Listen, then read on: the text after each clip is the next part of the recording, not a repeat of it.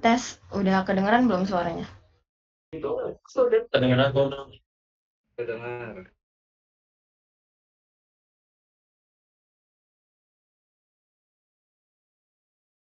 Oke, baik. Malam semuanya, abang-abang, kakak-kakak, dan teman-teman.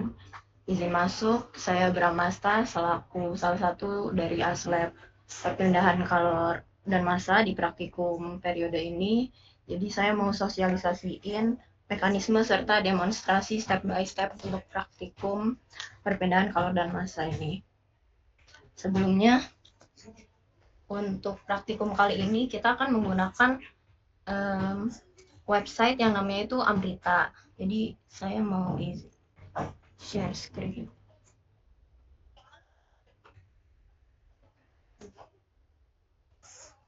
Udah kelihatan belum ya? Sudah.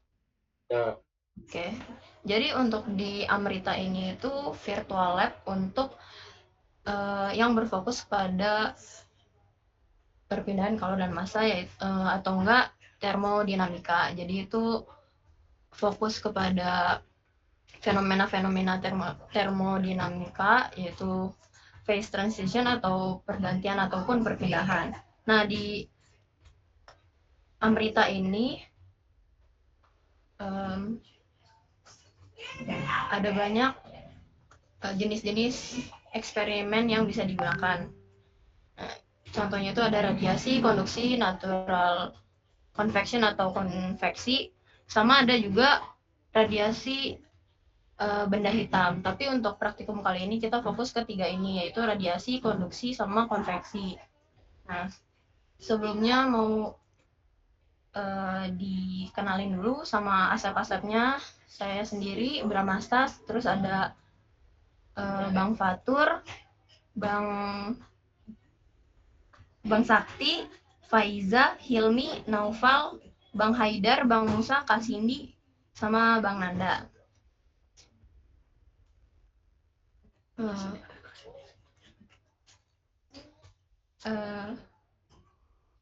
Saya mau lanjut ke format penulisan lapraknya.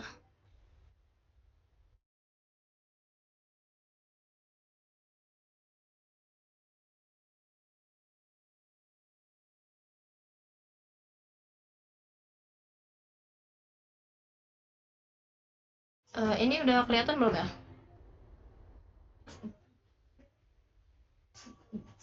Oke. Jadi untuk format template penulisan lapraknya akan dibagikan ke grup. Nah, jadi kayak gini aja. Kayak basic aja. Nah, di sini tuh ada judul sama ada modul. Jadi tiap-tiap kelompok itu bakal ngumpulin masing-masing 3 laprak sesuai jumlah modul. Konduksi, konveksi, sama radiasi. Jadi seperti biasa di bab 1 latar belakang rumusan, tujuan praktikum sama manfaat praktikum, dan bab 2-nya itu landasan teori, bab 3-nya metodologi penelitian. Nah, ini tinggal diganti-ganti aja nih di modulnya ini. Terus bab 4-nya hasil penelitian dan pembahasan, bab 5 kesimpulan dan saran. Ya udah.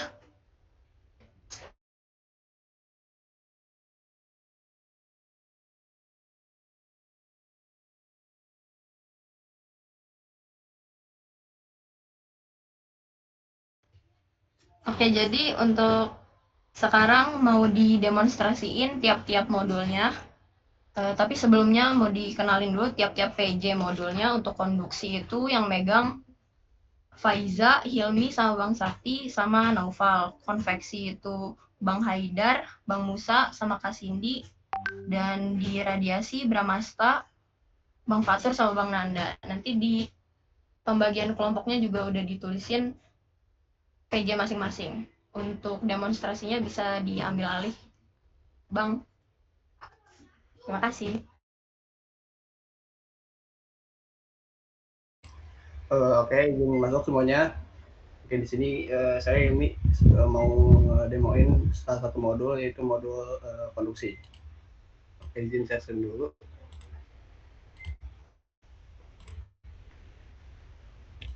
Udah kelihatan belum? Ini. Bentar. Aja.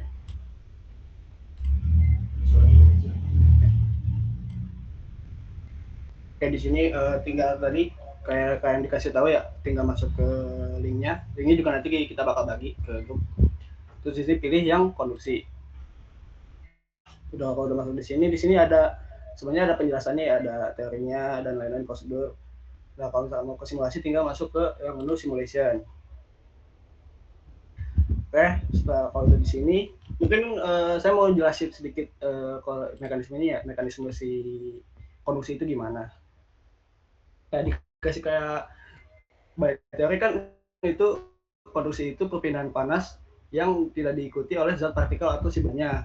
Nah, kalau misalkan kita lihat di sini tuh ada di yang tengah ini itu hot plate atau si pemanasnya diapit sama ini dua yang di atas sama yang di bawah ini tuh materialnya.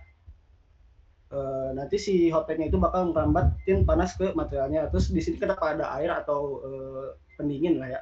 Itu supaya buat si panasnya tuh nggak ngerambat sampai ke atas. Soalnya kita tuh fokus tujuan di praktikum konduksi itu buat nyari perbedaan panasnya kan, atau delta T-nya.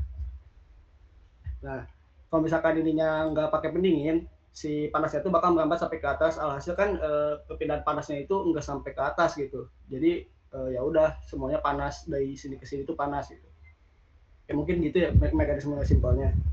Terus di sini mau ngejelasin ada komponen apa aja sih di mesin yang ini, mesin virtualnya. Pertama di sini ada voltmeter sama ampermeter buat nunjukin daya listrik buat si pemanasnya nanti. Terus di sini ada switch on off. Nah, di sini ada knob buat GH dan MH. MH itu main heater dan si GH itu guard heater gitu. Kalau main heater itu pemanas utamanya, dan kalau guard heater itu pemanas pelindung lah di istilahnya. Itu buat nanti kalau misalkan diputer-puter, itu bakal nunjukin si voltmeter sama si ampermeternya berapa gitu. Terus di sini ada indikator suhunya, atau nanti bakal setelah buat ngeliat hasil si suhu, perubahan suhunya tuh di sini. Ini untuk knob buat ngemuter si GH-nya. Kalau misalkan ini di MH berarti yang diputernya MH. Terus kalau misalkan di switch ke GH, yang bisa diubah tuh GH gitu. Terus di sini juga ada stopwatch buat hitung waktu lama praktikumnya. Kalau di kanan sini kita masuk ke variabelnya. Variabelnya itu pertama udah jelas ada beberapa pilihan material. Di sini kita pakai semuanya ya, by the way. Terus di sini ada juga selain materialnya itu ada diameter, thickness, sama cold water-nya berapa. Oke, sekarang mungkin langsung lanjut ke pengujiannya kali ya. Pertama kita coba pakai salah satu data nih, data dari ini, kalau nggak salah data dari kelas B deh. Nanti kelas B pakai yang ini, misalkan voltmanya materialnya pakai yang gelas, volt ampere-nya segini, diameternya 25, thickness-nya 0,6, cold water-nya 7, misal gitu ya. Tadi materialnya glass, diameternya 25, 25, thickness-nya 6, 0,6 ya? 0,6, cold water-nya 7. Oke. Nah, terus ini untuk si jangan lupa main heater sama guard heater-nya. Itu tuh yang ampere dan voltnya. Yang ini 130 sama 0,48. Kita coba ubah si main heater-nya dulu ke 130. Nah, ini kalau misalkan voltmeternya udah 130, ampere meternya juga otomatis sama ya. Sama-sama kayak yang di data. Terus ini guard heater-nya juga harus sama. Soalnya kalau misalkan ini guard heater-nya beda, si pengujian itu bakal error. Contoh ya, bakal kayak gini nih kalau di play ya. Nih bakal kayak gini muncul. Jadi pastiin si guard heater sama si main heater itu sama. Kalau udah gitu, ya udah tinggal langsung lanjut ke di onin mesinnya. Kita tunggu sampai mesinnya berhenti sendiri.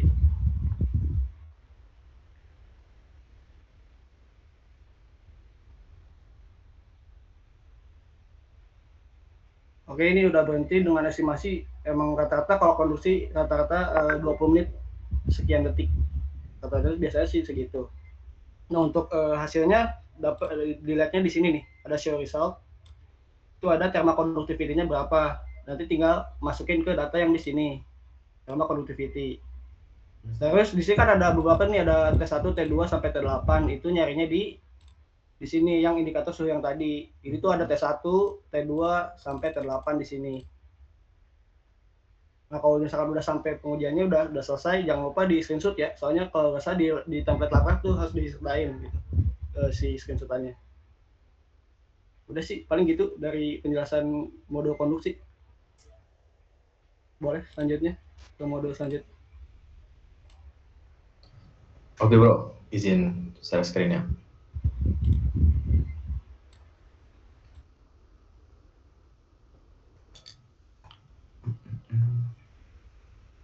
Oke, bismillah.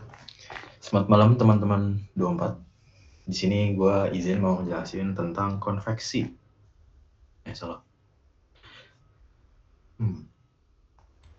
Nah, ini akan mulai jelasin tentang teorinya dulu.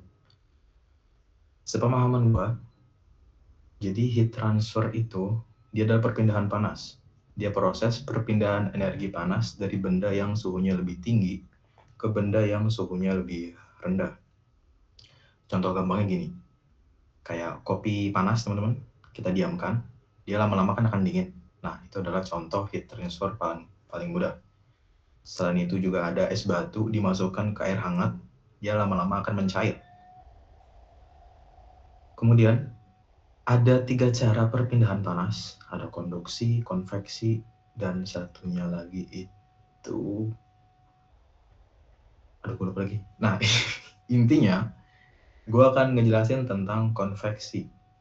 Nah, konveksi, dia perpindahan panas yang terjadi karena gerakan fluida. Fluida itu apa? Fluida adalah udara atau cairan, teman-teman. Contohnya, kayak tadi meniup kopi panas. Gerakan kita meniup itu adalah fluida karena udara. Selain itu, ada nama juga kita menggerakkan kipas ke arah tubuh kita. Nah, kipas menghasilkan udara dan itu termasuk fluida. Kalau cairan gimana, Bang? Cairan contohnya adalah radiator mobil. Jadi, udara atau cairan bergerak membawa panas pergi, teman-teman. Itu kurang lebih penjelasan dari konveksi. Nah, konveksi itu yang gue pahamin di berita ini dia dibagi menjadi 2. Yang pertama ada konveksi secara paksa atau namanya forced convection, dan selanjutnya ada namanya konveksi natural, teman-teman, atau natural convection. Gue bakal jelasin dulu tentang forced convection. Jadi gerakan fluidanya dibuat oleh alat luar, atau bahasa gampangnya pakai alat bantu, teman-teman. Contohnya gimana, Bang? Contohnya itu kipas angin, blower, pompa air, dan turbin.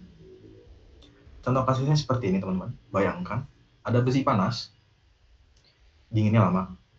Kalau misalnya kita biarin, dia panas nih, terus kita biarin, kan lama-lama dia dingin, mengikuti suhu ruangan. Dia bisa dingin tapi lama. Nah, karena ini namanya forced convection atau paksa, kita dinginin pipa ini dengan bantuan alat, teman-teman. Bantuan alatnya seperti yang tadi gue bilang, kipas angin atau lain sebagainya. Karena udaranya terus bergerak, membawa panas menjauh, jadi dia bisa dingin. Itu forced convection.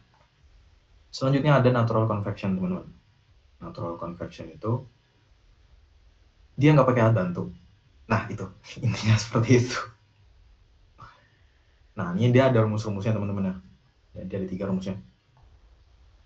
Tapi yang ini tuh dia untuk konduksi. Yang ini, yang atas, yang satu. Yang 2 ini untuk convection atau konveksi.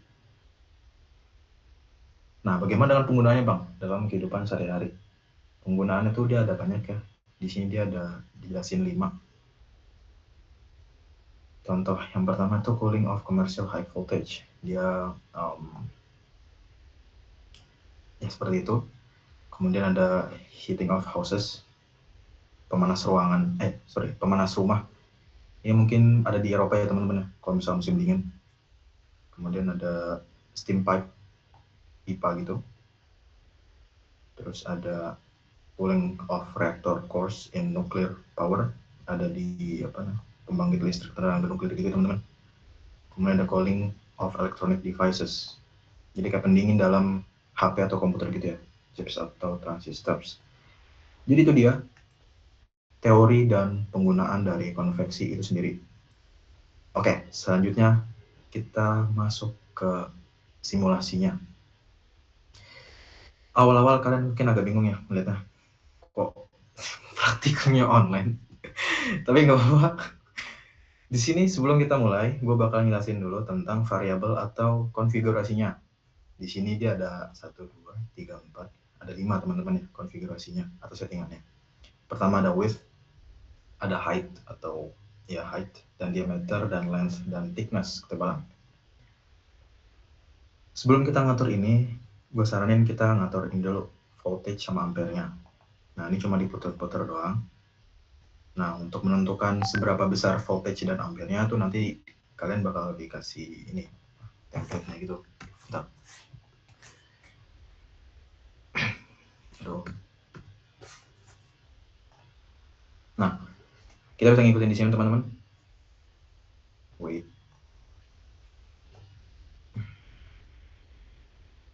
Nah, ini voltnya sekitar 130 dan ampere-nya 0,48.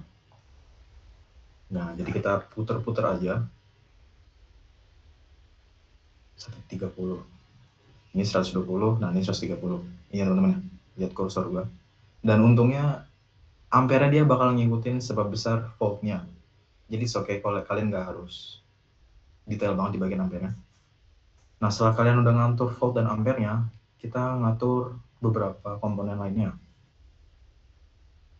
Nah, seperti ini, kita ikutin aja, width-nya 6. Iya, dan diameternya 6. Length-nya 5,5. Ini udah ya 55. Sorry, 55.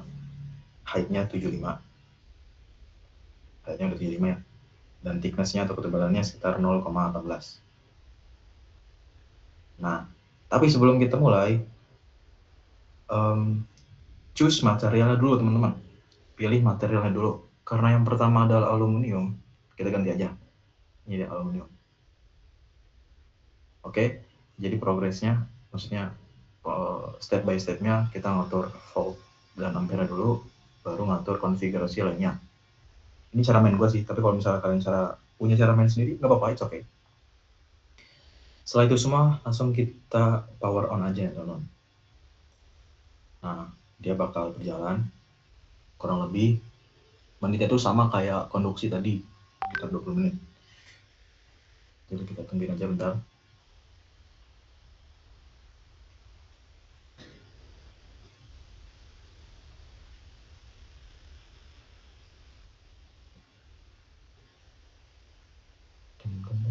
Yap, sudah selesai. Oh iya, tadi gue lupa ngejelasin tentang ini ya. Ini kenapa bang kok ada T1, T2, T3, T4, T5, T6. Nah, sepemahaman gue, perbedaan dari T1 sampai T6, dia itu adalah sensor suhu, teman-teman. Jadi dalam pipa ini, yang sini, ada 6 sensor nih, yang mendeteksi pipa ini. Ini kalau di titik 1, T1 ini berapa sih suhunya, kalau di T6 berapa sih suhunya, gitu. Jadi semakin panas suhunya, ya berarti sumber panasnya di situ. Kalau nggak salah ya teman-teman ya, sorry banget nih kalau misalnya gue salah. Correct me if I'm wrong. Alright, kita bisa lihat T1 dan T6 di sini teman-teman. Kita bisa geser-geser aja. Kalau udah, nanti kalian bisa masukin. Ini tadi gue udah masukin sih. Udah sampai T6 ya. Ini contoh aja ya teman-teman, gue udah masukin. Nah, untuk mencari tahu nilai koefisien dan N-nya berapa, itu kita bisa lihat di sini. Result-nya. Nah, ini dia. Yep. Ini dia nilainya. Sebentar.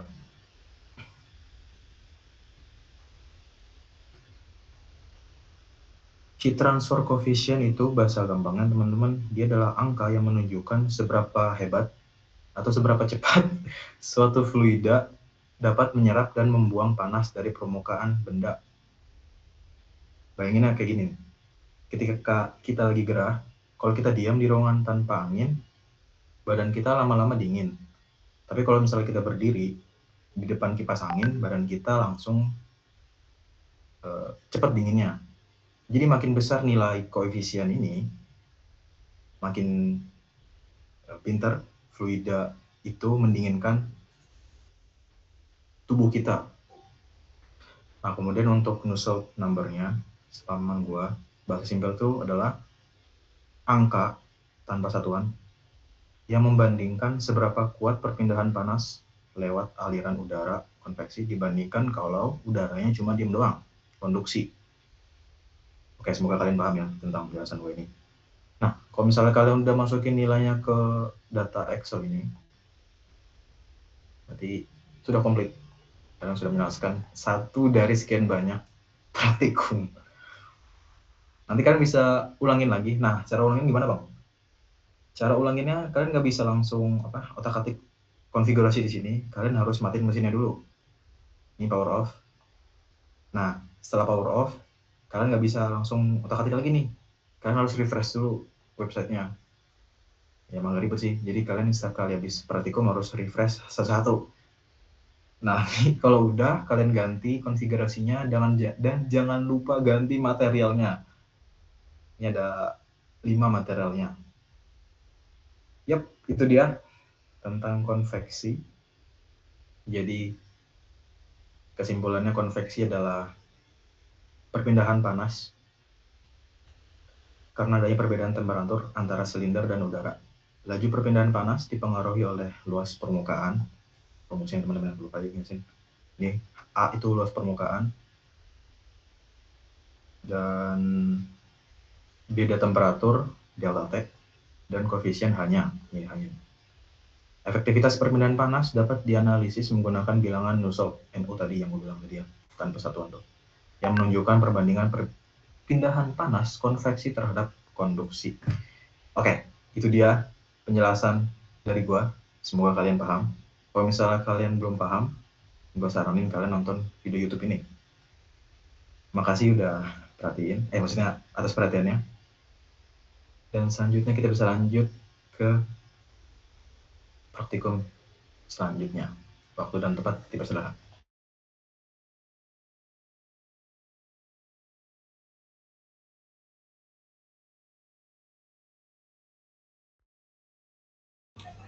Oke, gue izin masuk. Oke, selanjutnya modul radiasi. Gue langsung aja ya ke prosedurnya.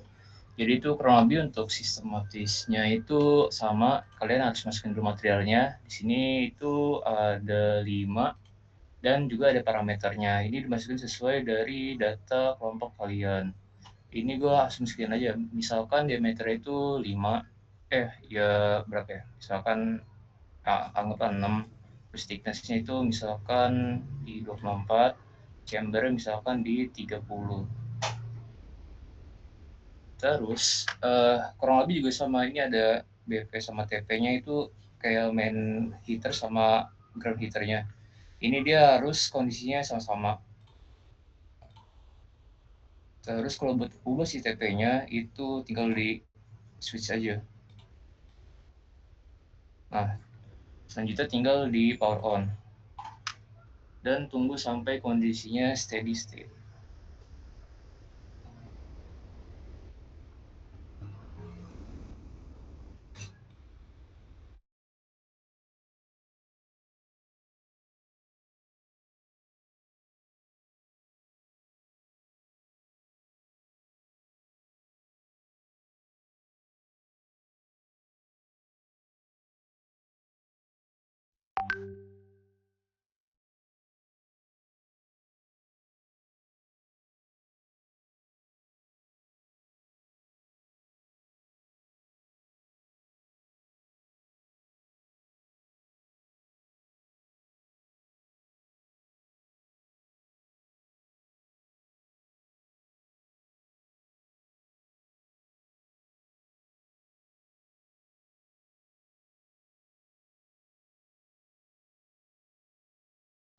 Oke, sekarang kondisi di steady state. Nanti kalian tinggal masukin aja nilai T1 sampai ke T8-nya. T7.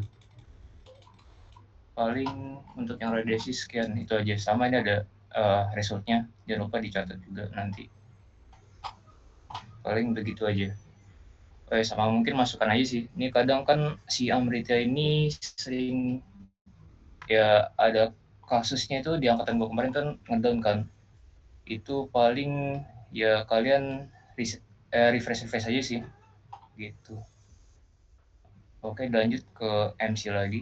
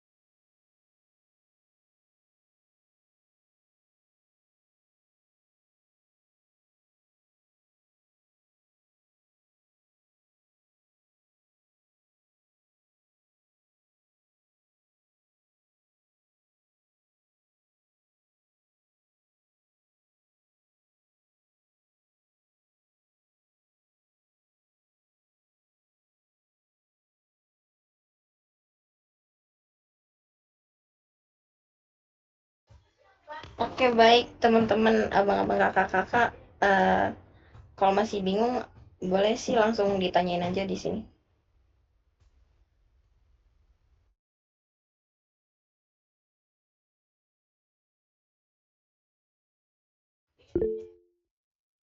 Iya, boleh, Mas.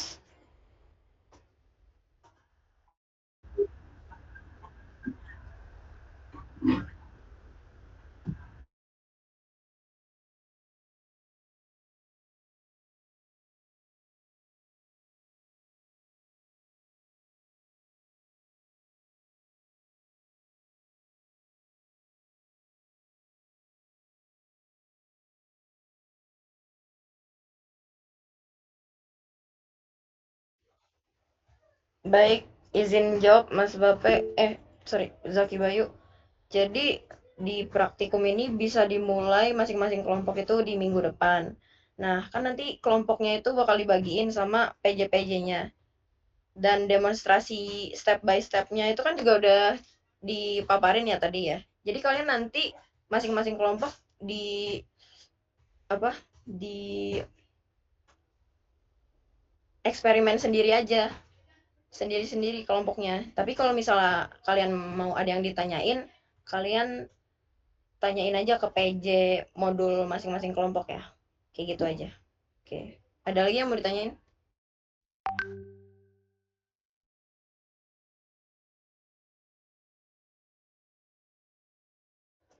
Oke, jadi izin jelasin juga ya. Jadi untuk praktikum semua tuh bisa dimulai di minggu depan. Sekalian buat kalau misalnya udah kelar tanyain ke asisten masing-masing sama ada asistensi laprak. Nah, untuk DL lapraknya itu di minggu kedua UAS. Ya. Ada lagi yang mau ditanyakan? Boleh, Naufal.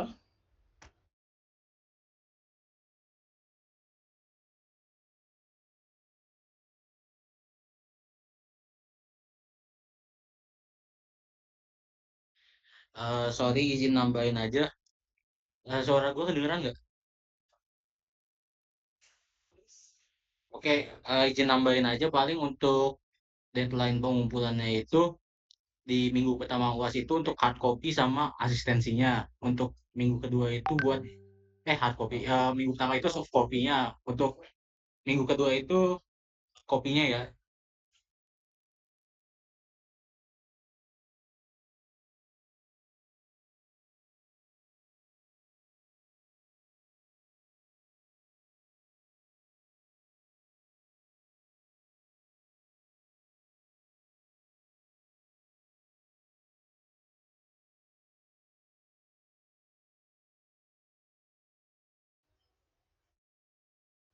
Oke, jadi kelar sosialisasi ini akan dibagiin list-list kelompoknya sama data-data praktikum yang nanti bakal dimasukin ke eksperimen Amritanya sama format penulisan lapraknya. Jadi gitu aja.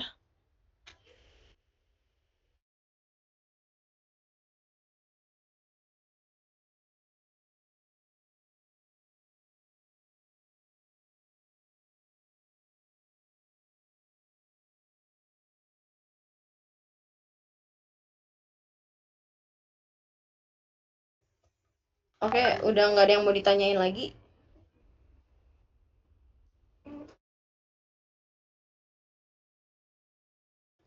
Baik, karena udah nggak ada yang mau ditanyain lagi, saya tutup sosialisasi malam ini. Terima kasih atas waktunya. Sekian. Wassalamualaikum warahmatullahi wabarakatuh. Malam semuanya. Oke, 20 dulu ya. Terima kasih. Oke, benar. Siap. Makasih. Yang masih di link Gimit boleh on cam aja dulu. Buat udah kum ya. Wih iya Bang Empem.